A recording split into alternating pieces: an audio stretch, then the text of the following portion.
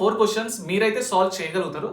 కానీ ఇక్కడ 90 ఉన్న 270 ఉన్న సైన్ కి కాస్ కి సైన్ వస్తుందని మీకైతే తెలుసు కదా. కానీ ప్లస్ వస్తుందా మైనస్ వస్తుందో తెలియదు కదా. సో దానికి సంబంధించిన ట్రిక్ అయితే ఉంది. సో మీరు లైఫ్ టైం గుర్తుండిపోయేలా ఒక బెస్ట్ ట్రిక్ చెప్తాను చూడండి.